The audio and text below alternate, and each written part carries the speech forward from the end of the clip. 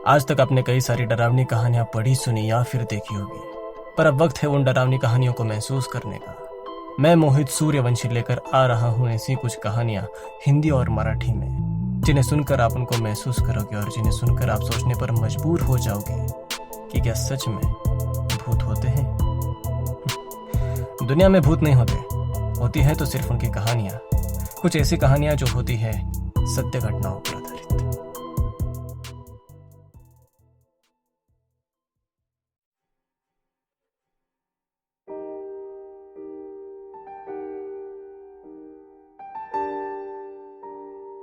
मेरी छोटी मौसी गुजर गई। मेरा उससे ज्यादा मिलना नहीं होता था। उसकी 5 साल की बेटी थी। उसका नाम मनु था। सभी उसे मनु कहते थे। मनु के पापा बेरोजगार होने की वजह से उसकी देखभाल करना उनको मुमकिन नहीं था। इसलिए मेरे बड़ी मौसी ने यह तय किया कि अब वो उसकी देखभाल करेगी। मनु अब मेरे बड़े मौसी के साथ रहने लगी। मनु को अकेले रहना बिल्कुल पसंद नहीं था, इसलिए वो हमेशा मौसी के साथ ही रहती थी। उसके ऐसे रवैये की वजह से मौसी को कई बार दिक्कतों का सामना करना पड़ा था। मनु का ये रवैया मौसी के बेटी को भी पसंद नहीं था।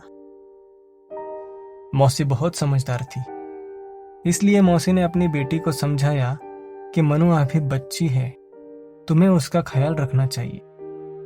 एक दिन मौसी ने मुझसे कहा कि उसे कुछ दिनों के लिए किसी काम के सिलसिले से शहर के बाहर जाना है, तो क्या तब तक मनु मेरे पास रह सकती है?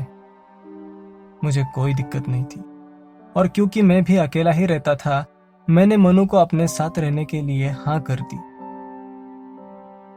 कुछ ही दिनों बाद मौसी मनु को लेकर मेरे घर आई और जाते वक्त उसने मनु को समझाते हुए कहा कि मस्ती मत करना।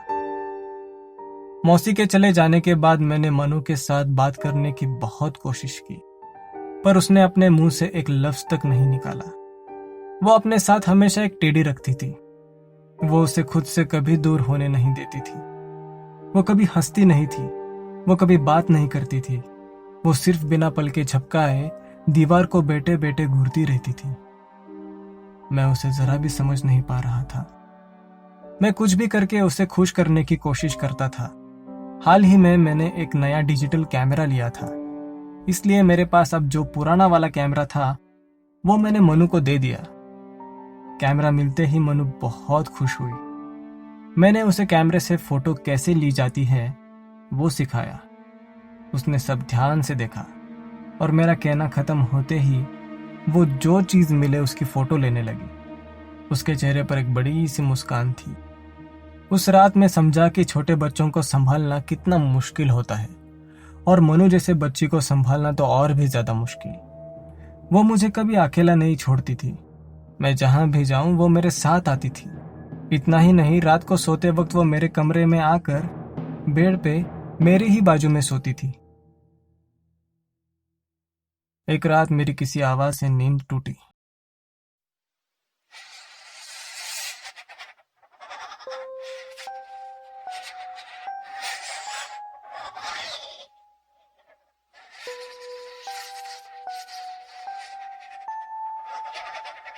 मैं उठा और देखा तो वह आवाज खुद मनु कर रही थी।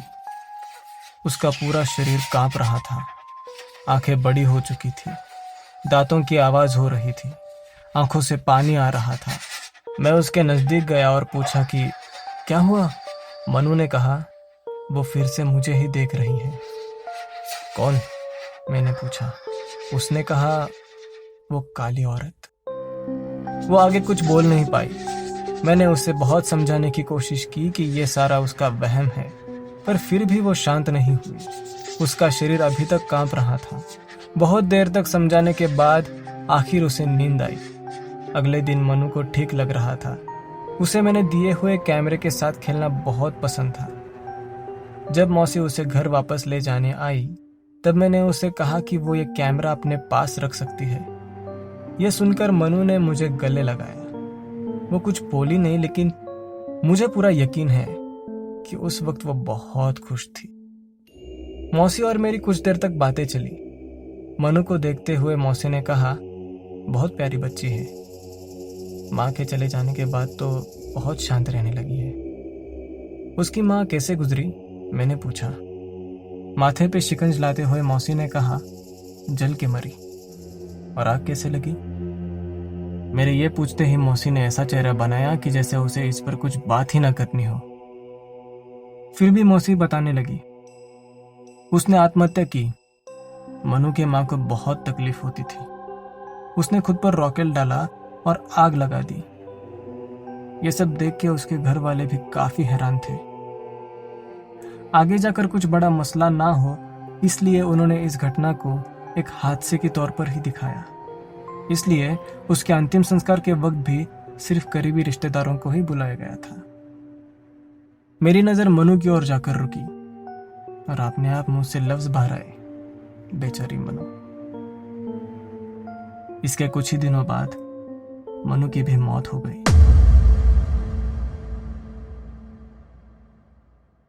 मौसी मनु को एक स्ट्रांग लड़की बनाना चाहती थी, इसलिए उसने मनु को उस रात खुद के रूम में अकेले सोने की जबरदस्ती की। मनु रोई, गिड़गिड़ाई, फिर भी मौसी ने उसे उसके रूम के बाहर निकालने से मना किया और बाहर से रूम का दरवाजा लॉक किया। अगली सुबह मनु मरी हुई हालत में मिली। कोई भी उसके मौत की वजह जान ना पाया। ना उसके शरीर पे कोई घाव था, ना ही वो बीमार थी। उसकी रातों रात रहस्यमय तरीके से मौत हुई थी। इस पे कोई भी खास सफाई दे ही नहीं सकता था। मनु के अंतिम संस्कार के बाद मैं उसके घर गया। सब लोग दुखी थे। मौसी ने मुझे मेरा कैमरा लौटाया जो मैंने मनु को दिया था। मैं उसे घर लेकर आया। मनु की वो एक ही याद अब मेरे पास बची थी। कैमरे का मेमोरी कार्ड बहुत सारे फोटों से भरा पड़ा था।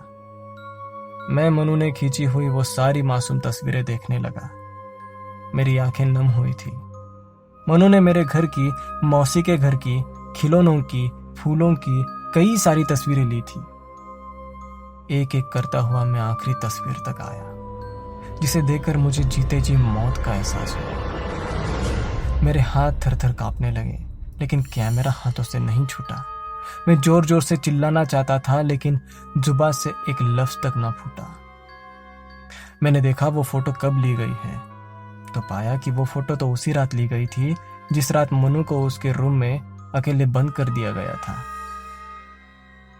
यह है वो फोटो जो मनु ने उस रात खींची थी, और शायद इसी फोटो की वजह से ही उसकी मौत भी हुई थी।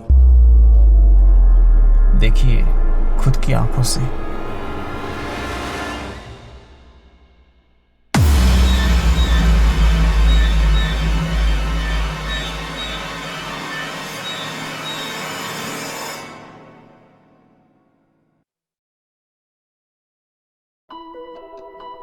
अगर आपको ये कहानी पसंद आई हो तो कमेंट करके जरूर बताइए।